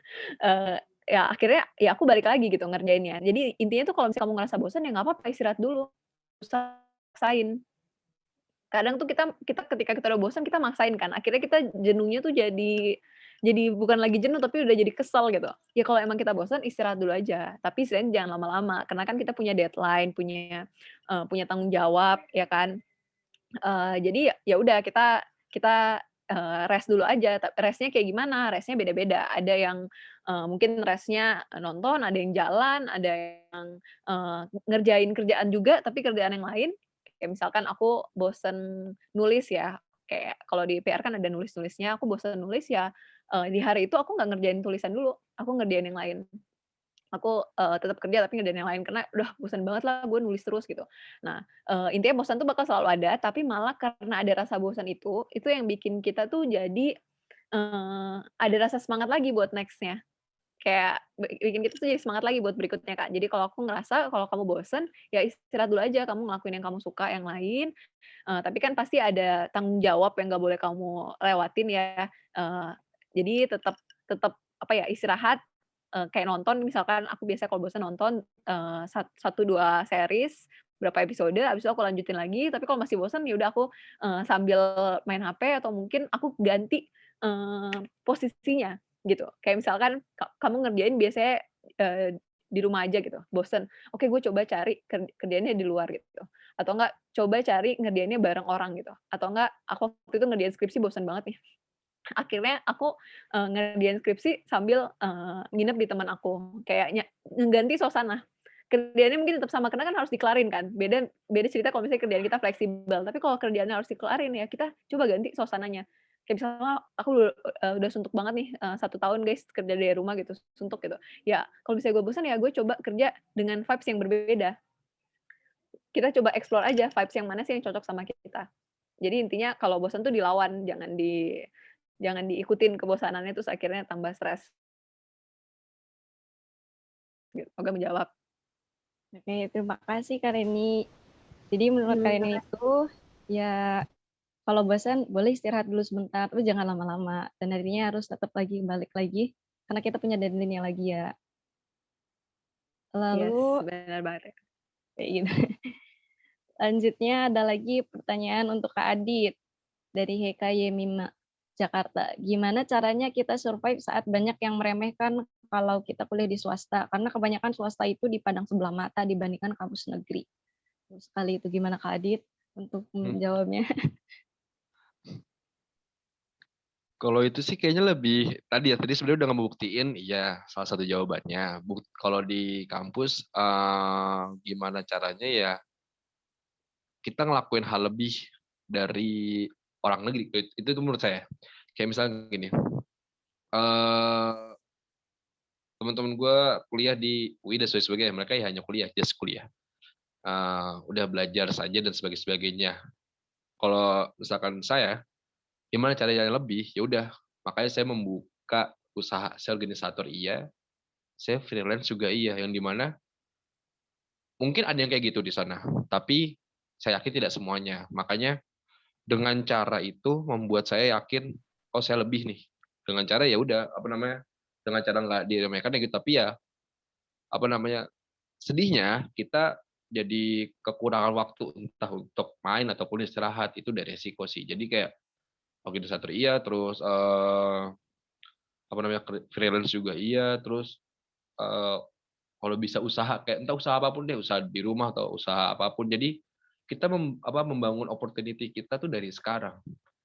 Siapa tahu emang dengan cara kita udah ngebangun dari baru masuk kuliah udah usaha, udah coba jualan keripik di online ataupun apapun lah, iseng-iseng berhadiah dan sebagainya. Ternyata ketika udah lulus malah besar, malah kamu udah punya karyawan, bukan kamu kerja. Itu sih sebenarnya. Jadi buat tidak diremehkan, semua orang kan pasti melihat cover-nya saja. Jadi kayak mau apa namanya? Kita hanya bisa memberikan bukti untuk tidak ingin diremehkan. Kayak kalau dia tidak tahu kita ada meremehkan kita ya sudahlah, mungkin mau apa namanya? Menurut saya sih tidak perlu harus kamu buat ngasih tahu enggak kok gue gini, nggak perlu. Kayak ya udah tetap ngelakuin hal aja karena kan nggak perlu terlalu mendengarkan orang lain kan utamanya. Terus kecuali orang dekat kita dan meremehkan kita ya udah kita tinggal buktiin aja, nggak perlu, sebenarnya tidak perlu dibalas kayak nggak kok nggak dan sebagainya, nggak perlu. Itu malah lebih baik orang-orang kayak gitu, malah kalau misalkan saya sih oh iya iya ya ya udah kayak dibiarin aja, nggak perlu dijadikan masalah. Jadi kayak kita tetap jalanin apa yang kita udah planning, fokus, dan ya udah goalsnya dipercepat, dan akhirnya ya udah mereka orang lain pun sekitar kan pun pasti akan tahu kalau misalkan wah hebat ya dan sebagainya. Itu sih, itu aja kok paling. Oke, terima kasih Kak Aditya jawabannya. Semoga menjawab pertanyaannya ya. Ada pertanyaan lain lagi dari Ikramina Azahra, Jakarta. Kak Reni, kenapa ya saya tuh meskipun sudah melakukan yang terbaik pada kuliah, saya selalu ragu akan hasilnya. Benar pilihan saya atau hanya saya kepengen setara sama temen? Ragu juga apa hasilnya akan sesuai dengan yang saya mau. Apa yang harus saya lakukan ya, Kak? Oke. Ya, mungkin sebelum aku menjawab Sarah, iya ya Sarah ya. Sebelum aku nyari Ikramina, aku mau nambahin yang tadi dijawabin sama Kak Adit, karena aku anak swasta juga kan. Dan di industri PR pasti yang dicari tuh UI, Unpad, UGM gitu kan. Tapi anehnya ya, fun fact-nya guys, ini baru aja dari kantor aku, bos aku tuh bilang kalau misalkan dia tuh waktu selama ini, dia tuh malah ngerasa anak swasta itu eee, lebih berusaha daripada anak negeri. Itu dia ngeliat dari kayak hasil interview interview anak magang lah. Itu dia kayak kaget, lah dia kan anak anak negeri juga nih bos aku. Terus dia sampai ngepost gitu di mana nih alma mater kampusnya dia, kenapa malah kebanyakan orang-orang swasta yang lebih semangat gitu loh, lebih kayak do their best gitu kan. Mungkin sama seperti yang Adit bilang kali ya, karena kita dipandang sebelah mata, jadi kita malah do extra mile, ya kan. Nah, kalau menurut aku kalian nggak usah takut kalau misalnya dunia kerja tuh bakal ngelihat, ke ke, oh anak negeri aja nih yang bakal keterima. Awalnya juga aku kepikiran kayak gitu, tapi ternyata sekarang tuh orang udah nggak ngeliat lagi dari jurusan. Tapi yang mereka ngeliat adalah, kamu bakal ngasih apa. Bahkan GPA pun udah nggak dilihat lagi loh waktu waktu magang, waktu kerja, waktu kita interview. Yang dilihat itu adalah value apa yang kamu kasih yang nggak dikasih sama orang lain. Nah itu tuh datang dari mana? Itu bukan datang dari kampus kamu, bukan datang dari nilai kamu, tapi datang dari apa aja yang udah kita kerjain gitu, kayak bukan cuman pengalaman tuh bukan berarti kita udah kerja dulu ya. Pengalaman tuh bisa aja kayak kamu do something di Youthpad, atau kalau kamu kayak sesuatu yang baru atau kamu pernah pernah ngapain, pernah partisipasi di mana, atau bahkan, nggak perlu hal-hal yang kalau itu kan tadi hal-hal yang, "Ah, aku nggak ada kesempatan Kak buat ke situ." Ya, sesimpel ada satu anak magang yang aku appreciate banget, dia bikin CV-nya tuh dalam bentuk PPT guys. Jadi dia present present kehidupannya dia, kayak apa aja yang udah dikerjain, dan itu kan extra mile banget ya. Kayak hal-hal kecil loh sebenarnya yang dilihat di kantor tuh, kayak sesimpel cara kamu nge-email, bahasa kamu, kayak sopannya kamu, attitude-nya kamu itu dinilai lebih daripada sekedar, nilai kamu gitu. Kayak bos aku pernah nge-consider satu orang cuman karena selesai interview dia nge-email balik kayak, "Terima kasih buat kesempatannya, saya sangat menghargai ini," segala macam, "ditunggu kabar baiknya." Karena nggak ada yang kayak gitu, gitu. Nah, dia juga pernah nge-blacklist padahal kampusnya bagus, CV-nya bagus, cuman karena nge-email tapi nggak ada body email-nya. Nge-email lamaran tapi cuman ngirim CV doang, terus habis itu send gitu. Jadi, kayak apa ya, kalau aku ngeliat itu soft skill sih, yang dinilai sama kantor-kantor sekarang tuh soft skill, bukan lagi, kamu lulusan mana segala macam gitu, tapi soft skill-nya kita. Nah, ngejawab pertanyaannya, Zara, kalau meskipun kita ngelakuin yang terbaik di kuliah, tapi kita ngerasa ragu nih sama hasilnya, ya kan, benar pilihan kita pengen setara atau enggak kita cuma pengen setara sama teman. Jawabannya adalah gimana kita bisa tahu, kita harus tanya dirinya kita sendiri. Kamu harus tanya ke diri kamu, kamu mau, 5 tahun ke depan, kamu mau 10 tahun ke depan, kamu mau ada di mana? Eee, Hilangin dulu, teman-teman kamu bakal kayak gimana, ya udah, kan kita nggak tahu mereka juga 5 tahun ke depan bakal kayak gimana. Pertanyaan ke diri kita sendiri dulu, kita mau kita kayak gimana sih? Itu yang buat aku, yakin sama waktu ngambil PR, padahal sampai awalnya ragu-ragu nih, bener nggak sih gue anak PR? Kok, gue kayak insecure waktu kuliah tuh, waktu pelajaran-pelajarannya insecure. Tapi yang bikin aku ragu, aku mikir, aku nulis bahkan kayak 5 tahun ke depan before 30 kalau, istilahnya tuh before 30 yang biasa aku lakuin. Teman-teman juga nanti mungkin bisa kayak gitu, kayak bisa tulis, "Before 30 kamu mau kayak gimana, Za? Kamu mau ada di titik mana? Kalau misalnya kamu bisa ketemu sama kamu di umur 30, kamu udah ngapain aja?" Nah, waktu misalkan nanti kan pasti ada lah di hati kita kayak, "Aku pengen gini, pengen kayak gini." Nah, dari yang kamu pengen itu, baru kamu bisa refleks ke diri kamu sekarang, terus apa yang bisa aku lakuin ya? Ya, nah baru dari situ, akhirnya tuh ketika kamu jadi nggak ngebanding-bandingin sama, teman kamu, kamu ngelihatnya sama masa depan kamu. Jadi how to compare ourselves itu bukan dengan orang lain, bukan dengan orang yang lebih sukses atau orang yang lebih nggak sukses.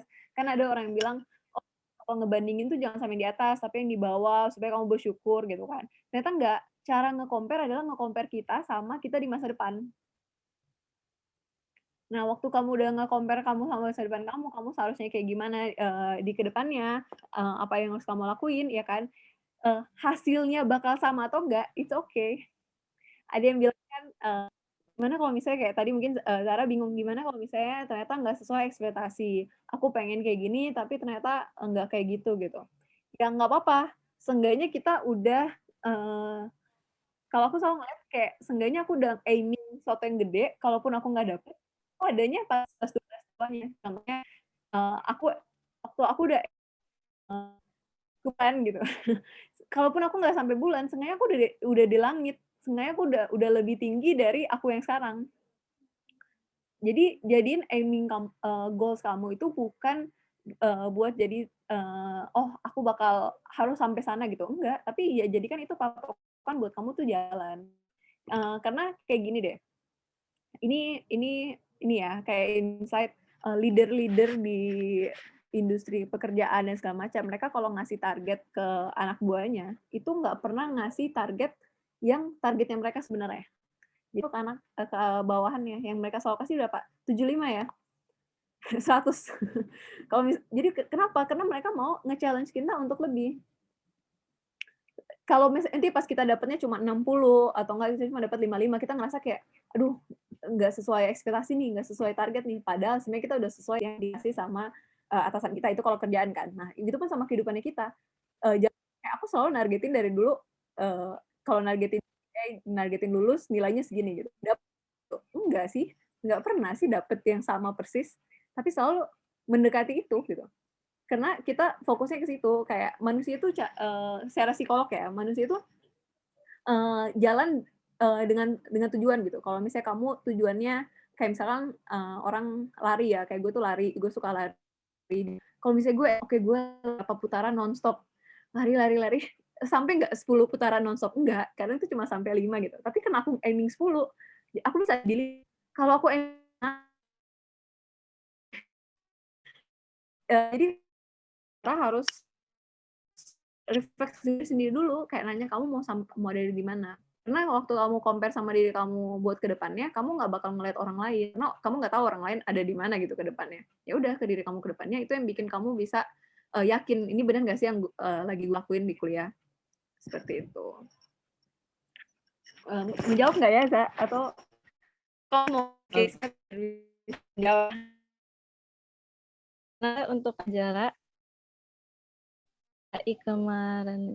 Ikemarina.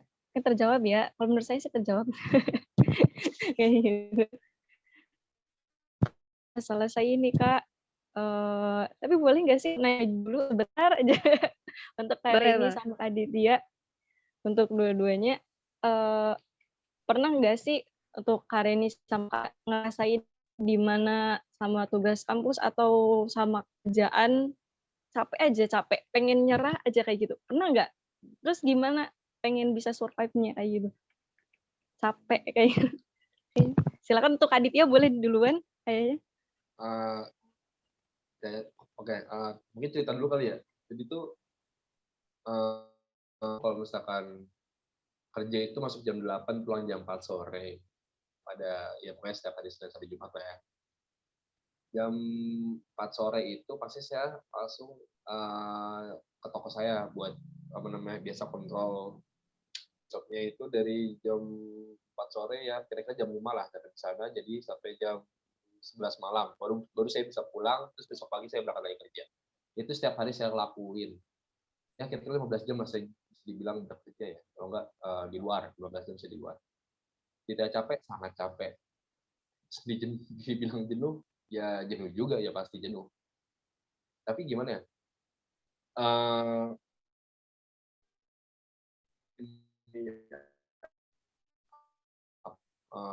cowok, karena saya cowok, terus hidup itu ada uang, itu sangat penting untuk saat ini ya. Maksudnya walaupun secara bilang enggak kok bahagia nggak harus dengan uang ya, tapi makan harus dengan uang untuk sekarang gitu, nggak bisa dibilang makan cuma nggak pakai uang, nggak bisa, harus pakai uang kan. Jadi itu yang membuat saya kayak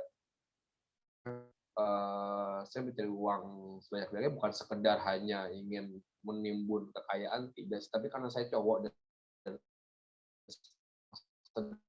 gimana entah tahun depan mau gimana, atau nggak berapa tahun lagi entah mau nikah gimana, ataupun entah berkeluarga gimana, itu kan karena hal itulah. Jadi kayak sejenuh-jenuhnya atau secapek-capeknya pasti bakal kalah dengan motivasi ke depannya bagaimana. Maksudnya planning ke depannya seperti apa. Jadi kayak mau saya 15 jam kerja setiap hari pun ya udah tidak apa-apa, karena emang ada planning yang saya kejar. Mau ada yang saya ada yang saya tuju. Jadi kayak saya nggak pernah deh capek nih, oke, mungkin refleksinya entah main atau ngapain di hari Sabtu atau Minggu ya tujuh, kecuali nggak ada yang dituju. Jadi kayak bingung, ngambang, uangnya cuma buat jajan sini jajan situ, nggak ada yang ketabung dan sebagainya. Mungkin bisa juga saya ya capek, mungkin nggak bakal bisa selesaikan kalau kayak gitu. Tapi kalau emang ada dituju, menurut saya sih nggak bakal mungkin ya menurut saya mungkin nggak bakal capek sih atau jenuh, karena ada apa ya, itu kayak ini ada di depan ada gue kejar nih, jadi kayak gue berhenti sekarang nggak mungkin gue bakal bisa ke depan kayak gitu sih. Itu aja sih Bang. Ya. Jadi ya menurut Kak Aditya itu capek itu ya pas mungkin adalah, tapi ingat lagi tujuannya, jadinya bisa lanjut terus. Oke, bagi kali ini boleh barangkali ada yang mau ditambahkan?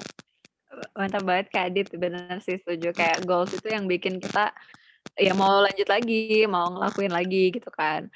Paling kalau aku tuh juga kalau di agensi banget ya, kita bisa, kerja sampai jam 12 malam, aku pernah teleponan sama klien sampai jam 4 pagi, kayak suka bingung, Tuhan, hidup ini gitu, banyak banget cobaannya.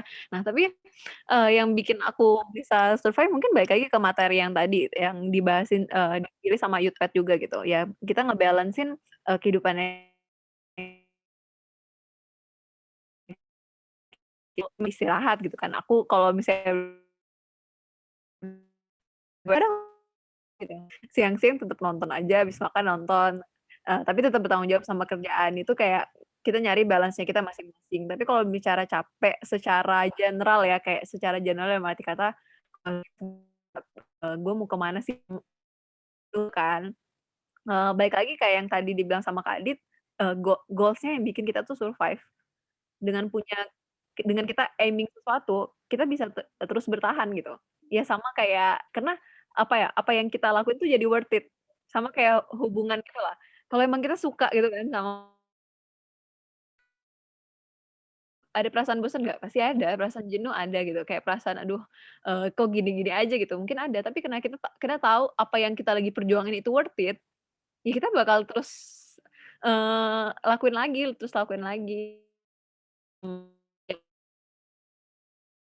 Kalau misalnya kita ngelihat pekerjaan kita sebagai musuh kita, percayalah itu bakal hidup yang sangat, hell banget lah gitu. Tapi kalau kita ngelihat itu sebagai sesuatu yang kita perjuangin, kita bakal lebih happy, kita bakal ada reward-reward-nya, "Ih gue berhasil nih, dulunya gue kayak gini, sekarang gue kayak gini." Nanti kita naik lagi ke nggak ngelihat ini sebagai peperangan, kayak sebagai battlefield ya kita bakal ngerasa selalu exhausted, bakal ngerasa selalu capek. Oke. Terima kasih banyak kepada Kak Reni dan Kak Aditya atas jawabannya. Dan akhirnya tiba juga untuk sesi penutupan ya, aku bilang dari pribadi terima kasih banget kepada Kak Reni dan Kak Aditya atas materi-materinya. Semoga emang bermanfaat untuk kita semua ya, bisa diterapkan juga pada kehidupannya sehari-hari. Lanjut ke bagaimana, kesimpulan. Di sini saya akan menyampaikan kesimpulannya. Jadi menurut saya pribadi, kesimpulannya itu satu, dari materi quarter life crisis ini, tentukan tujuan hidup. Tentukan tujuan hidup itu yang paling utama untuk gimana kita caranya bisa bangkit ketika kita berada di dalam masa quarter life crisis, itu yang pasti tentukan tujuan hidupnya. Kita mau jadi apa ke depannya, kita harus tentukan dulu. Nanti karena itu juga kayak seperti tadi Kak Reni dan Kak Aditya yang bilang, dan selama proses tersebut kita mengalami masa kesulitan, tujuan hidup itu yang akan kembali menguatkan kita. Jadi kita yang pertama itu yang pasti harus tentukan dulu tujuannya. Lalu yang kedua yang saya tangkap itu tidak terlalu memikirkan pikiran orang lain. Jadi emang, aku juga pernah dapat quotes katanya, eee, kita itu terganggu bukan karena sesuatu, melainkan cara pandang, kita terhadap sesuatu tersebut. Jadi perspektif itu sangat, penting ya teman-teman. Jadi kalau misalkan kita emang nganggapnya suatu hal itu adalah itu mengganggu, omongan orang lain itu yang mengganggu kita, ya pasti akan terus terpengaruh kepada kehidupan kita sehari-hari, bagaimana kita berperilaku, bagaimana omong kita. Tapi kalau misalkan kita nganggapnya omongan orang lain itu cuma sebatas, "Oh iya, mereka motivasi, saya harus bisa, pasti bisa." Jadi yang penting penting kita, ingat lagi tujuan kita apa, mau melakukannya apa, tujuan kita untuk melakukan semua ini itu apa, jadi kita bisa survive untuk selalu dari quarter life crisis. Terus yang penting itu, yang ketiga itu adalah, kacamata. Jadi kacamata orang lain, jangan pernah melihat orang lain itu dari kacamata, "Oh, jadi, orang lain itu umur segini ternyata udah sukses kayak gitu ya, orang lainnya udah sukses, sementara kita masih stuck di sini aja." Kehidupan kita sama kehidupan orang lain, kita punya waktunya kita masing-masing. Jadi jangan pernah menyerah, terus tetap semangat aja untuk ke depannya. Pasti kita itu punya, waktu di mana kita juga pasti bisa di atas. Yang terpenting kita itu tetap harus semangat terus. Ingat lagi tujuan kita ya. Oke, udah itu mungkin cukup sekian kesimpulan dari saya dan selanjutnya saya pamit undur diri. Mohon maaf sekali apabila ada perkataan dan atau kelakuan yang menyinggung pada kali ini Kak Aditya atau dan teman-teman yang lain, saya minta maaf ya. Terus dan semoga kita bisa berkumpul lain kesempatan ya Kak. Oke, selanjutnya saya serahkan kembali kepada Kalisa. Terima kasih Kalisa, silakan. Baik, luar biasa. Terima kasih Kak Ria. Bagaimana teman-teman? Apakah sudah tahu nih kira-kira apa yang akan dilakukan agar kita bisa bebas atau terlepas dari masalah quarter life crisis kita ini? Tentunya sudah ya, karena pembicara keren kita ini sangat informatif dan sangat memaknai arti hidup. Jadi bisa sebagai motivator kita ke depannya gitu ya teman-teman. Baiklah teman-teman, sebelum webinar kita ini berakhir, di sini kami akan menyajikan sedikit cuplikan video persembahan dari tim Research and Campaign yang telah kami persiapkan. Selamat menyaksikan.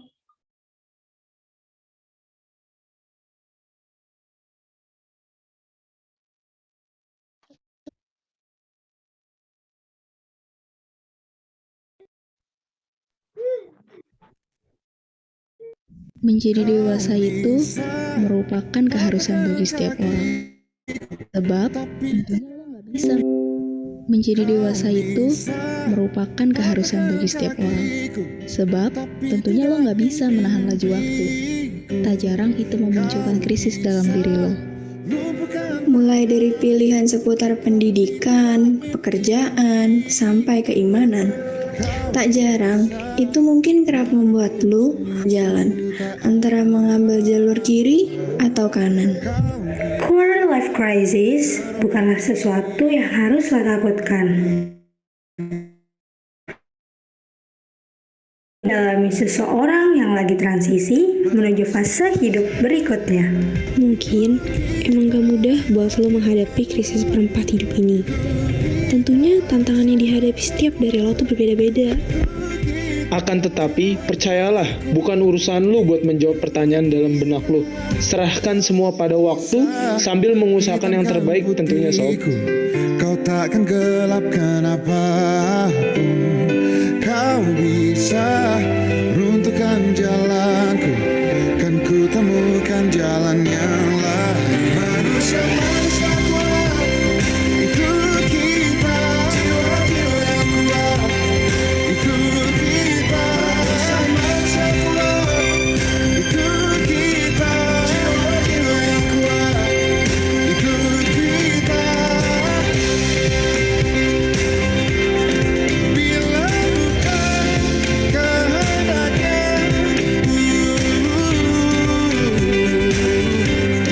tidak satu pun jelasmu akan bawa bahaya.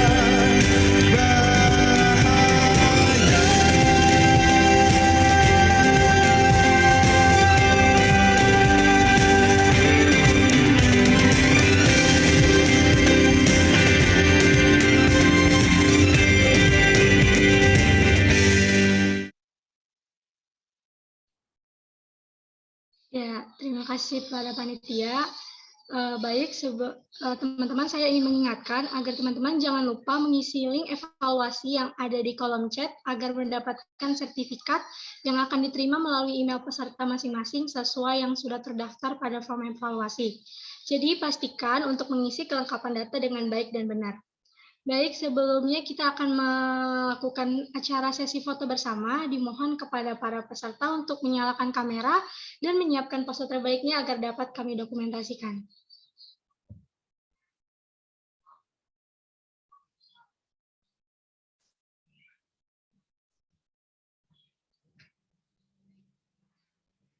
Ayo on cam teman-teman yang belum on cam, boleh on cam.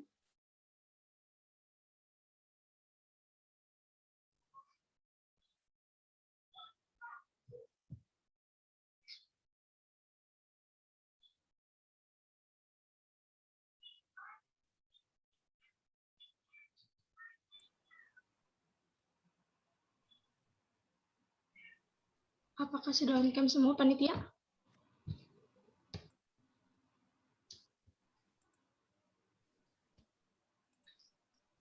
Ayo teman-teman yang belum on cam, boleh on cam agar kita bisa foto bersama.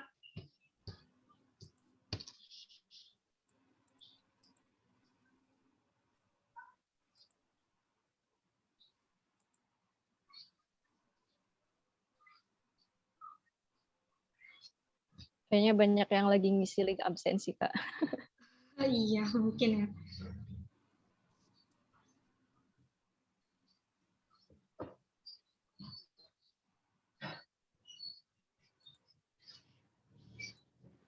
Ya udah kita lanjut lanjut foto bersama yang ada dulu aja, Kak. Baik, baik panitia. Oke, saya hitung ya. 1, 2, 3. Lagi. 1, 2, 3.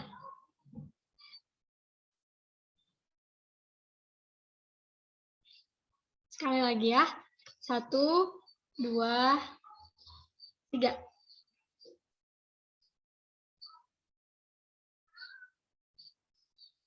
Oke, terima kasih kepada para panitia, terima kasih pada seluruh peserta dan pembicara yang telah hadir pada acara webinar kali ini. Semoga apa yang disampaikan pada hari ini dapat bermanfaat. Mohon maaf apabila ada kesalahan perkataan dan perbuatan yang kami perbuat.